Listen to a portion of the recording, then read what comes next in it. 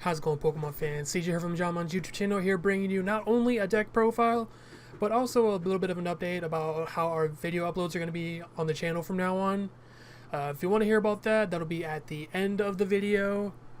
For now, I just want to go ahead and get into this deck profile because I imagine that's what most of you are here for. But we are going to be doing Metagross-GX. My first attempt at a standard deck post-rotation, and I figured this was my favorite deck of last format. Might as well try it again. So you got Metagross. I'm just going to go ahead and go over everything in case some of y'all might not know.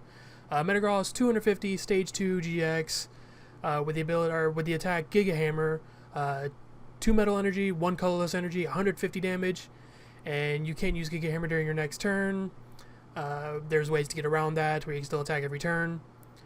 Algorithm-GX, search deck for up to 5 cards and put them in your hand. That's the GX attack. And honestly, if you ever get this attack off and your opponent doesn't like end you or red card you, 9 times out of 10 you just win that game. With just getting to tutor up any 5 cards you need from your deck, you get so much advantage that the opponent usually can't just keep up. Because usually this algorithm, it's just going to grab you more Metagrosses, more than the rare candies to put into play that turn. Or if you already have the Metangs, you're just putting them down into play.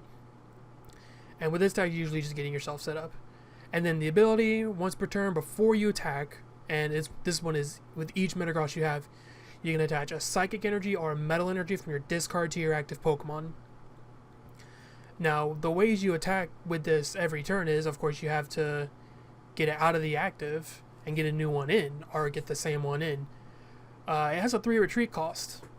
So, say you have Metagross in the active, you Giga Hammer for 150, you detach the energy to bring up another one of your Metagrosses, and then assuming you have 3 Metagrosses in play, or you just have 2 Metagrosses in play and an energy in your hand, you just Geotech to put energies into play. If you have to attach from hand, you attach your 1 energy from your hand. And that's pretty much it. You retreat and then use the Geotech ability to just reattach your energies. And then this Giga Hammer, along with the choice bands, you can already see it right there. One-shots a lot of stuff, and if it doesn't one-shot, you two-shot no, you actually two-shot anything, I believe. Yeah, because I think the Wailord is the biggest basic, and even with Fighting Fury Belt, it has 290. Yeah. So this is your main attacker. There are some other versions that use Necrozma as like a secondary attacker, but really I like sticking with just the Metagross, because for one of the things I like about the deck is that you're constantly switching, you're constantly keeping a healthy Pokemon in the active, you're really bulky, so you can really abuse a Max Potion. We'll be getting to that later. So really, unless you just run into a fire deck, Metagross is just insanely hard to take down. And while I do think Necrozma is a good Pokemon, I don't know, it makes it feel a little bit more fragile and inconsistent. Maybe when I tried it, I just didn't have a right build. But with this one, we just have Metagross as our main attacker. Of course, you have 4 Beldum, and I think these Beldum and Metangs are the only ones we have in standard. So you got your 4 Beldum. I like 3 Metang, just to make sure you have search targets with our 2 Alolan Vulpixes. This card is just great in the deck. Helps you set up. Usually your first turn will go, or the ideal first turn would be start Vulpix, and then grab our one of Bridget, either with Layla or maybe it's just already in your hand. And then you grab 3 Beldum. And then you use your Vulpix to search out Metangs. Or if you have rare candy, you grab a Metagross. Excuse me. And that's pretty much the main ideal start. And that's our Pokemon lineup.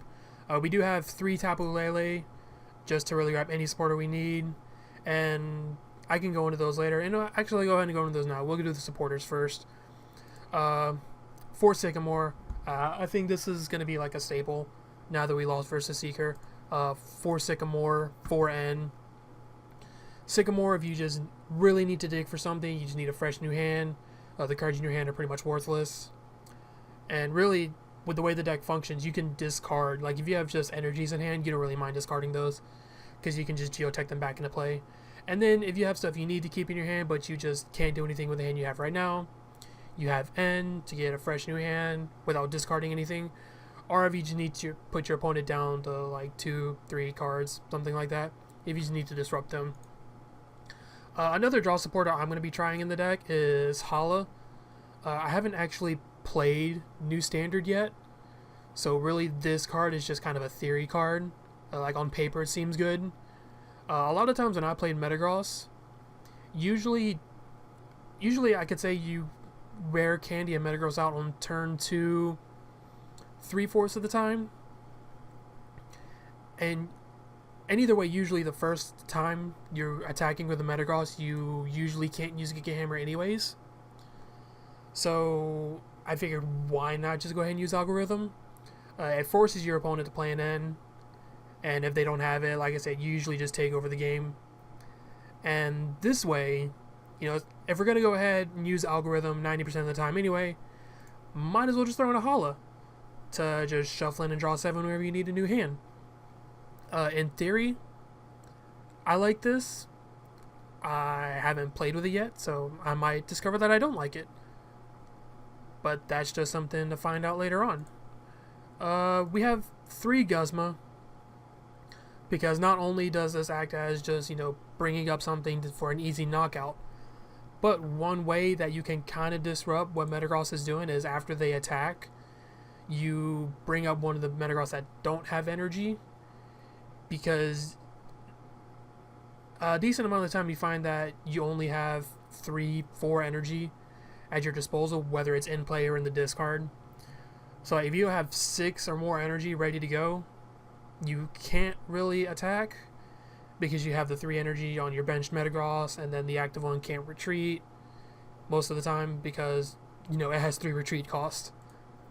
So I feel like most of the time Guzma is just going to be a way to get our Metagross back into the active and not just to pick up an easy knockout.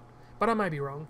That's the great thing about this card. It can be either one. It's either a free knockout or it gets you back in the active. Whatever you need at the time. And then the one of Bridget. We have 2 Skyla to just search for any key item we need at the time. If we need a rare candy, a max potion, field blower, whatever we need. I always played one of Skyla and Metagross, but now that we don't have Versus Seeker, I'm going to try playing 2 instead, since, you know, we can't just, you know, Versus Seeker it back whenever we need it. It'll probably be a little bit harder to find now, but that's why I'm doing 2 instead of just 1. And then, of course, the one of Bridget. That's the next one I was going for. Pretty much every deck is doing, well, I assume most of the decks.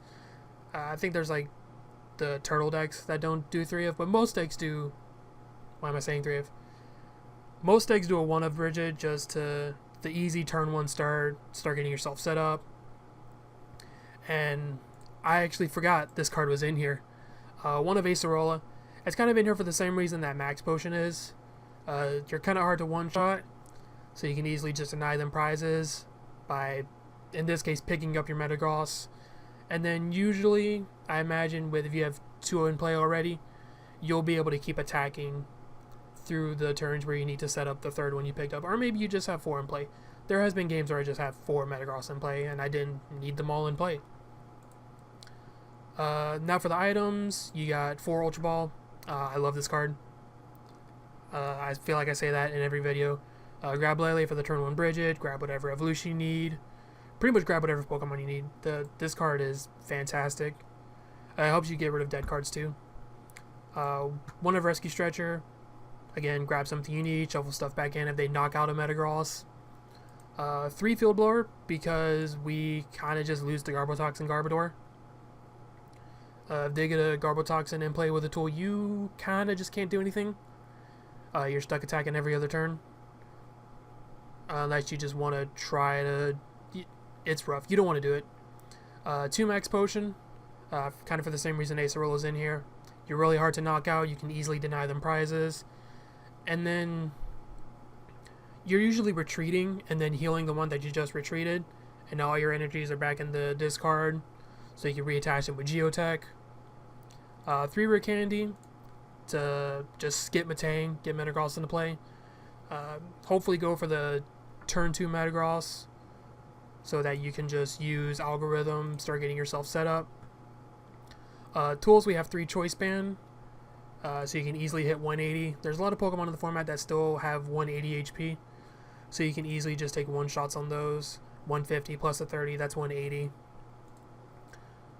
You have 1 of Floatstone just on the off chance that you needed. Kind of in here for the same reason that the Guzmas are in here. For on the off chance that they bring up one of your bench Metagrosses and you can't get enough energy from the discard onto it. If you have Floatstone, or if you have a Skyla to find it, you just grab the Floatstone, attach it, retreat, start attacking again. And then 8 Metal Energy, 2 Psychic Energy. The 2 Psychic Energy are just in here for the off chance that you don't Algorithm and you want to use Tapu Cure. I've done it probably once or twice since I started playing the deck. It's not something you're going to go for often, but because you can just discard it and then grab the energy back at any time with a Geotech, there's kind of no reason not to do it. And, you know, you always have this 1 colorless in the attack cost. You can always just do 2 Metal Energy, 1 Psychic Energy. And that's pretty much the deck. The other videos should already be up where I'm playing some games with it. And that's pretty much what the update's going to be from now on. From now on the channel, instead of doing the 1 deck profile and 3 games a week with that deck, we're going to switch to uploading 3 days a week. Each of us will get our own day a week. And we'll be uploading a deck profile, like the way I just did it now. And then in the same day, we'll be uploading a video where we're playing some games with the deck. It might be 1 game, might be 2 or 3. Kind of just depends on how the game goes. We're going to try to keep it to between 20 to 30 minutes worth of gameplay. So whatever we find, that's what we'll go ahead and put up. I think the deck profiles are the more popular thing, and you know, I figured might as well get more decks out there for y'all to see, and you're still getting some gameplay of those decks. But I think that's pretty much it for this video. I'm gonna go ahead and start recording these games, and the game should be going up the same time as this. So go ahead and be on the lookout for that. And I will see y'all there. And as always, stay jolly.